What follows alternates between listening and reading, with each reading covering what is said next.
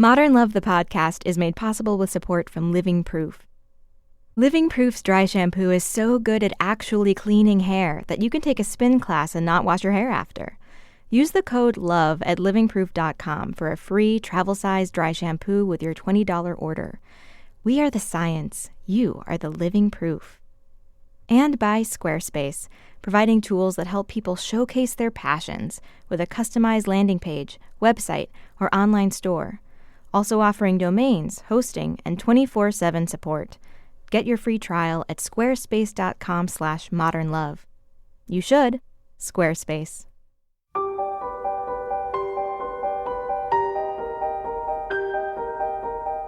From the New York Times and WBUR Boston, this is Modern Love.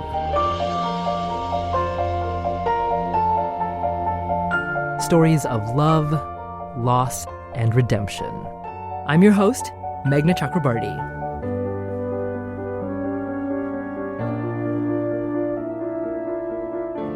So far, we've featured stories exploring the complicated terrain of the human heart. But in today's episode, it's all about the body. Let's just put it this way. Is your sex life lackluster? Do you desperately want to fire things up with your partner?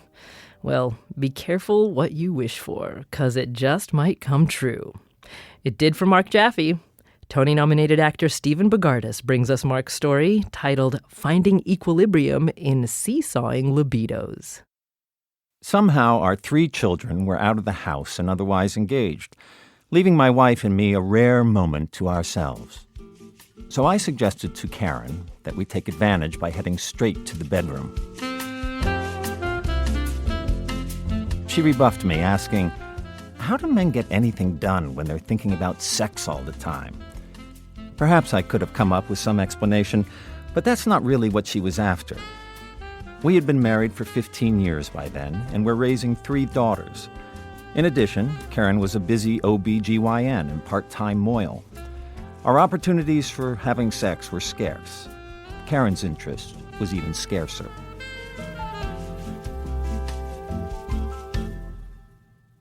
Friends who married long before I did told me that passion may wane in a marriage, but that love doesn't have to.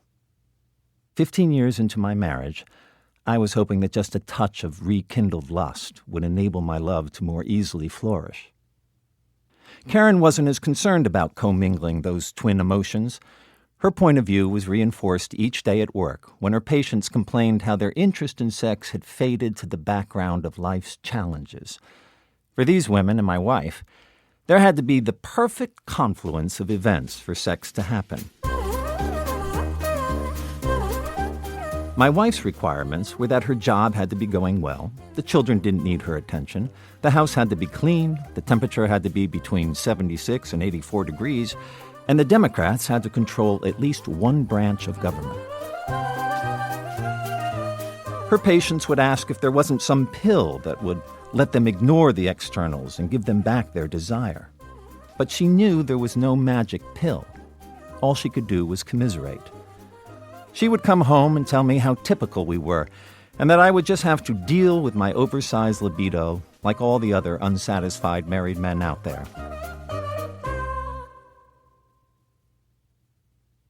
Then we learned she had Parkinson's. Suddenly we were faced with new challenges that completely outweighed any issue of unequal sexual desire. Our fantasy of the next 35 years had included Karen staying in a job she loved for as long as she wished, and then for the 2 of us to shift to a retirement of travel and newfound hobbies. That image was replaced by one depicting her early exit from the job she loved, and a retirement filled with financial concerns, frequent doctor visits, and uncertain health. For now, she would be living her same life, with the minor addition of keeping a secret, so as not to alarm anyone or harm her career, and taking some pills each day. Those pills would change our life more than Parkinson's. Some of the most common Parkinson's medications have a potential side effect of compulsive behavior. This can destroy lives when, for example, formerly staid members of the community end up gambling away their life savings or compulsively shopping their way to financial ruin. Thankfully, My wife suffered neither of those side effects. What she did experience, however, was hypersexuality. It started slowly. I would set the mood for a romantic evening and gird myself for the familiar rejection, only to have her say, yes. The positive reinforcement led me to try again a few days later, and again I was rewarded. Soon I stopped hearing no entirely. Then she was the one suggesting we race to the bedroom when an opportunity arose. More than suggesting, she insisted. Unlike my meek, hopeful forays, she began to demand it, urgently and often, and in places I never dared. Her former parameters for sex also became somewhat more generous. Now she merely had to have a job, the children had to be alive, the house had to be standing, the temperature had to be between 0 and 104 degrees, and the Democrats had to control at least one branch of government. The combination of those things happening all at once occurred with great frequency. I was thrilled with our renewed sex life, and so was Karen. She kept saying how happy she was to be back in the club.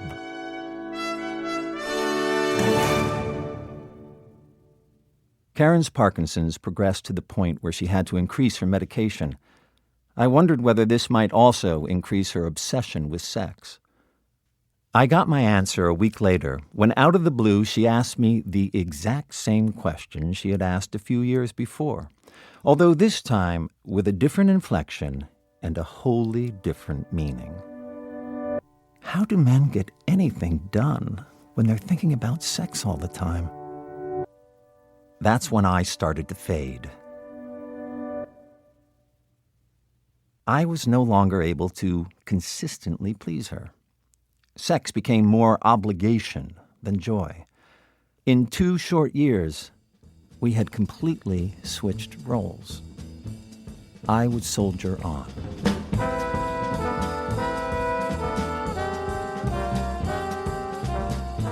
To keep going, I sought help from my doctor in the form of Viagra or Cialis, but he was reluctant to prescribe erectile dysfunction drugs for an otherwise healthy 52-year-old male. He asked about our frequency of sex. I told him 9 to 12 times a week. "Oh," he said, "I didn't realize the severity of the problem." It's understood that when one spouse gets Parkinson's, the other spouse will be affected by it. But we never expected that I would have to start taking medication to help with the side effects of my wife's medication. She was cursing her amped-up libido for what it was doing to me. Something had to give. What gave was the secret we had kept for 2 years. Her diagnosis. Karen decided that the consequences of going public and perhaps losing her job couldn't be worse than living in the bubble we had created. So she began to tell people.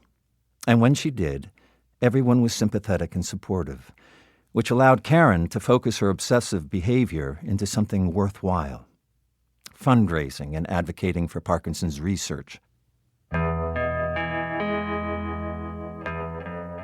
Last year, we became empty nesters. This is the time I envisioned long ago, when she and I would travel and rekindle our sex life. My libido isn't as strong as it was before the diagnosis, but it is back to being stronger than Karen's. I'm okay with that. I'm thankful for our years of youthful lust. We were each given the rare opportunity to be on opposite ends of the desire spectrum and have an appreciation and understanding of this common sexual divide. And in the end, my married friends were right. There may be a limit to passion, but love flourishes.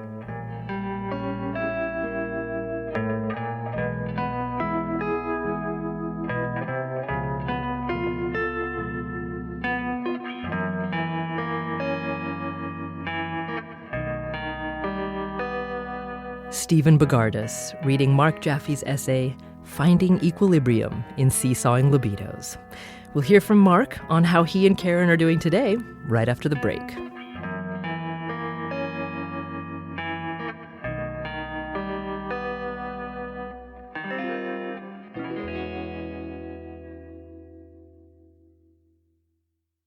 I'm Katie at Living Proof, and we get love letters all the time. Like this one. Dear Living Proof, I have thick, curly hair that gets big and frizzy. I've spent years trying tons of hair products, and I finally found Living Proof.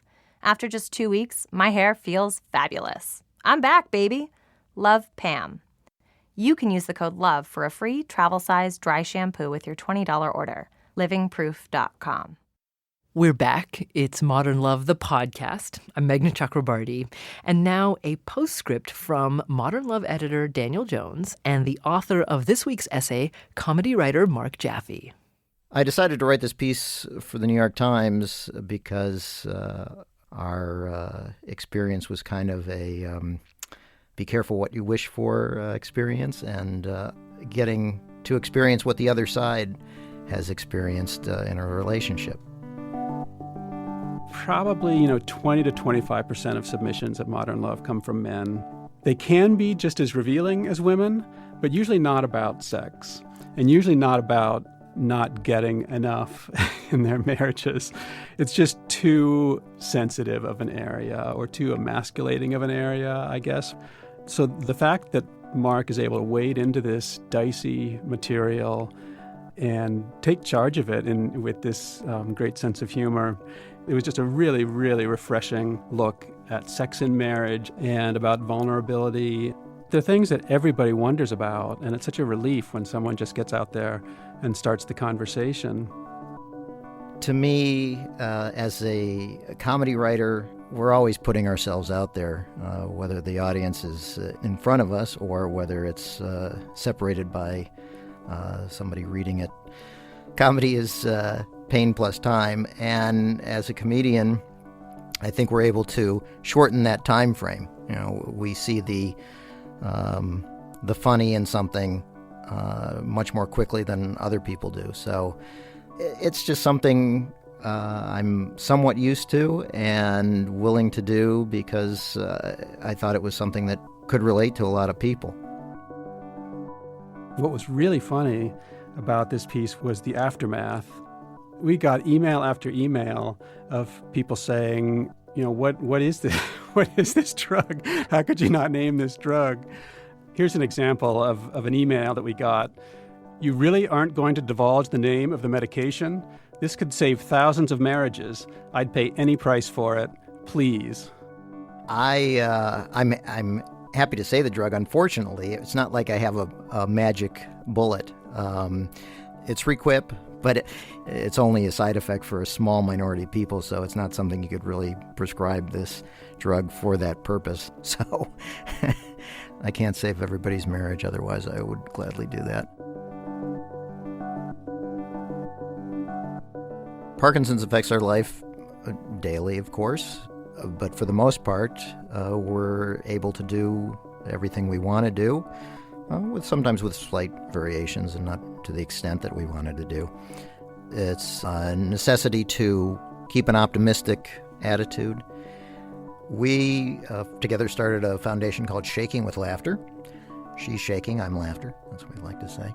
And it's nice as the spouse of somebody who has this disease to be able to feel like I'm helping out in an important way, aside from just being there day to day. I can't say that we really talked too much about the future. You know what? We never thought Parkinson's would be in our future, and we had a vision of what it would be like without Parkinson's, and then you get Parkinson's, and that changes it. In many ways, it's been changed for the better, and we've come to accept it, and other than that, we'll just play it day to day.